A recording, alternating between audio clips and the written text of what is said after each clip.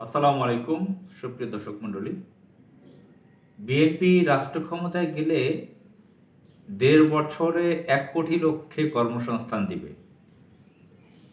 সম্প্রতি বিএনপির মহাসচিব জনাব মির্জা ফখরুল ইসলাম আলমগীর তার ফেসবুক স্ট্যাটাসে এটা জানিয়েছেন। পত্রিকায় এটা নিয়ে নিউজ হয়েছে। ফেসবুক পোস্টে মির্জা ফখরুল ক্ষমতায় গেলে ১.৫ বছরে ১ কোটি কর্মসংস্থান করবে বিএনপি। আসন্ন জাতীয় সংসদ নির্বাচনে জয়লাভ করে সরকার গঠন করলে বিএনপি প্রথম ১.৫ বছরে ১ কোটি লোকের কর্মসংস্থান করবে বলে জানিয়েছেন দলটির মহাসচিব মির্জা ফখরুল ইসলাম আলমগীর। গতকাল বৃহস্পতিবার নিজের ভেরিফাইড ফেসবুক পেজে এক পোস্টে এসব তথ্য জানিয়েছেন বিএনপির মহাসচিব মির্জা ফখরুল ইসলাম আলমগীর। $1 ট্রিলিয়ন ইকোনমি শিরোনামে দেওয়া ওই পোস্টে মির্জা ফখরুল লিখেন, জাতীয় সংসদ নির্বাচনে বিএনপি নির্বাচিত হয়ে সরকার গঠন করতে পারলে প্রথম 18 মাসে 1 কোটি কর্মসংস্থান বা চাকরির ব্যবস্থা করবে। প্রত্যক্ষ বিদেশি বিনিয়োগ এফডিআই, মোট দেশজ উৎপাদন জিডিপি লক্ষ্যমাত্রা 0.45% থেকে জিডিপির 2.5% নিয়ে যাওয়ার পরিকল্পনা করেছে বিএনপি।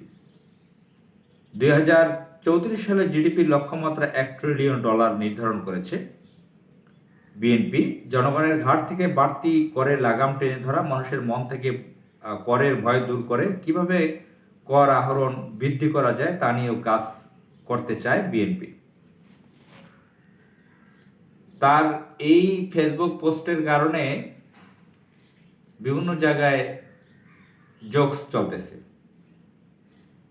সামাজিক যোগাযোগ মাধ্যমে ফেসবুকে অনেকে এটা নিয়ে জোকস করতেছেন। বিএনপির মহাসচিব মির্জা ফখরুল 1 কোটি লোককে চাকরি দেবেন। এটা জোকসের কারণ হচ্ছে, এই মির্জা ফখরুল ইসলাম বিএনপির মহাসচিব দীর্ঘ বছর আছেন। মহাসচিব থাকাকালীন তিনি শেখ হাসিনা অবৈধভাবে রাষ্ট্র ক্ষমতায় ছিল, তিনি কোনো আন্দোলন জমাতে পারেননি। শুধু বিবৃতিতে বলতেন ঈদের পর আন্দোলন হবে, ঈদের পর। তো মানুষ এটা নিয়ে জোকস করে যে বিএনপি মানে ঈদের পর। 24-এর যে বিপ্লব হয়েছে সে বিপ্লবকে তারা ধারণ করে না, তারা স্বীকার করে না যে এটা একটা বিপ্লব হয়েছে। এবং এই মির্জা ফখরুল ইসলাম আলমগীররা এই জুলাইয়ে যে বিপ্লবটা হয়েছে সেটার নেতৃত্ব দিতে পারে নাই। তারা বিপ্লব তো স্বীকার করছে না, অন্য কিছু বলছে, অভ্যুত্থান এটা সেটা অনেক কিছু বলার চেষ্টা করতেছে, শেখ হাসিনাকে বাধ্য করছে, কিন্তু তারা কিন্তু এটা নেতৃত্ব দিতে পারে না। এত বড় একটা রাজনৈতিক দল। পিনাকি ভট্টাচার্য খুব সুন্দর করেই বলেছেন যে এত বড় একটা রাজনৈতিক দল কোট আনকোট, তারা এটার এই জুলাইয়ের বিপ্লবে তারা নেতৃত্ব দিতে পারে নাই এবং তাদের রাজনৈতিক বয়ানও নির্দিষ্ট নেই। তারা আওয়ামী লীগের বয়ানটাই ফেরি করে, সেই মুক্তিযুদ্ধের চেতনা 71 নিয়ে ফালতু কথাবার্তা বলে। তো সেই রাজনৈতিক বয়ানটা নিয়ে এখন কথা বলতে চাই না। মিস্টার পিনাকি ভট্টাচার্য খুব সুন্দরভাবে বুঝিয়েছেন, শুনলাম। এখন কথা হচ্ছে যে মির্জা ফখরুল ইসলাম আলমগীরদের এই কথা বাংলাদেশের পাবলিক এগুলো কেন বিশ্বাস করতে যাবে? তারা বিশ্বাস আস্থা কি করেছেন? 2006 সালে তাদের আকাম কুকামের ফলে, তাদের অনিয়মের কারণে, তাদের বিভিন্ন শয়তানি কর্মের কারণে 111 হতে পেরেছিল। 2006 সালের 28 অক্টোবর লগি বৈঠা দিয়ে পিটিয়ে জামাত ইসলামের শিবিরের বহু মানুষকে নির্মমভাবে পৈশাচিকভাবে মেরে ফেলেছিল আওয়ামী লীগ। বিএনপি চেয়ে চেয়ে দেখেছিল।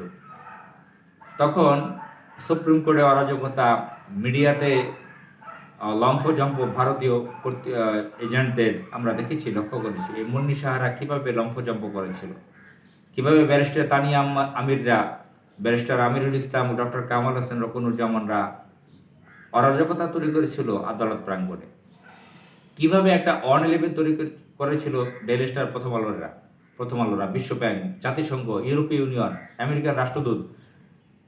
এটার সাথে মূল ভূমিকা ছিল, অর্গানাইজ করেছে এটা ভারতে।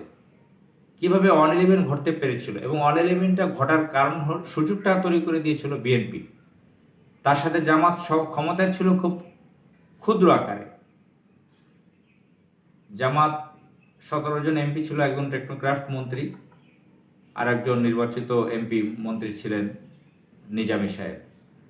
তো তারা যেভাবে ক্ষমতায় ছিলেন সেটার ক্ষুদ্র বলা যেতে পারে।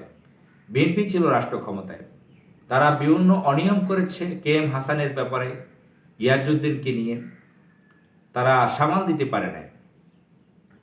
তাদের লুৎফুজ্জামান বাবর মাথায় চুলে জেল মাখা নিয়ে ব্যস্ত থাকতো। নানান অনিয়ম ঘটিয়ে আওয়ামী লীগকে ভারতীয় এজেন্টদের সুযোগ সুবিধা করে দিয়েছে গলা পানিতে মাছ শিকার করার জন্য। এর ফলে অন-11 আসতে বাধ্য হয়েছিল, মানে সুযোগ পেয়েছিল অন-11 নামে একটি অবৈধ সরকার। এটা বিএনপির নেতাদের অনিয়মের কারণে হয়েছিল। বিএনপির বাটপার নেতা যারা আওয়ামী লীগের সাথে আঘাত করে চলে, সেই মির্জাফর বিএনপি নেতাদের কারণে হতে পেরেছিল। দীর্ঘ 17.5টা বছর বাংলাদেশে ভারতীয় আধিপত্যবাদ ছিল। জুলাইয়ে বিপ্লব হয়ে 24-এ বাংলাদেশ স্বাধীন হয়েছে। এই স্বাধীনতাকে স্বীকার করে না বিএনপি।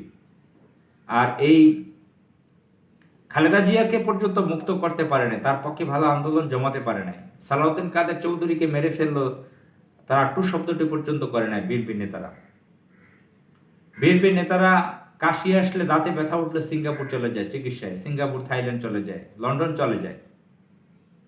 তো বিএনপি একটা ভালো আন্দোলন দেখাতে পারে না। 28 অক্টোবর 2023-এ তারা সামান্য একটা সাউন্ড গ্রেনেডের শব্দে তারা কয়েক লক্ষ লোক ভেগে গেছে মতিঝিল থেকে। এসব দৃশ্য আপনারা দেখেছেন, আমরা জানি, আমরা দেখেছি। মির্জা ফখরুল ইসলাম একজন বাম দলের নেতা ছিল, আওয়ামী লীগের অতি আপনজন।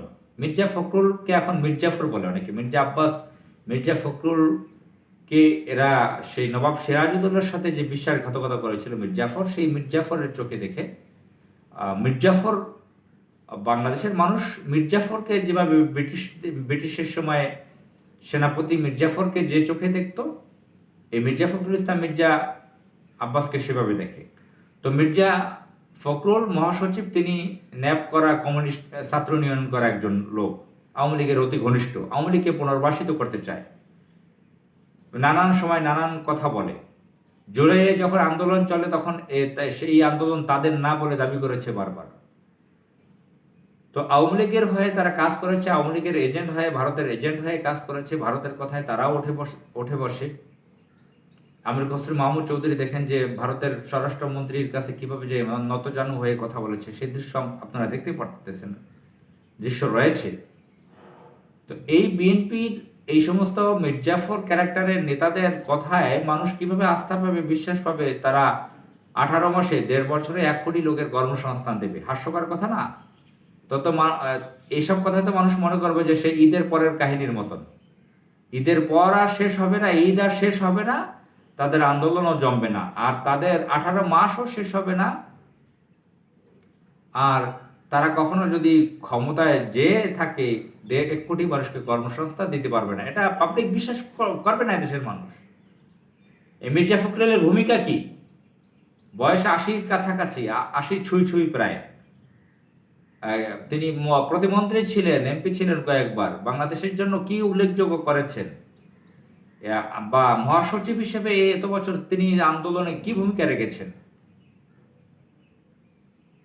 তো এই সমস্ত লোকের কথা হাস্যকর।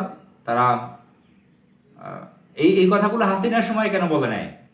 সেই সময় কেন দ্রুত নির্বাচন চায় নেয়, আর এই কর্মসংস্থানের কথা কেন বলে নেয়? এখন কেন বলতেছে? জুলাইয়ে তো তারা দেশ স্বাধীন করে নেয় বা আন্দোলন করে সরকারকে হটাতে পারে নাই। কেন তাদের এই সমস্ত এত দাবি, চাহিদা, এত আহ্লাদ কেন? আসসালামু আলাইকুম।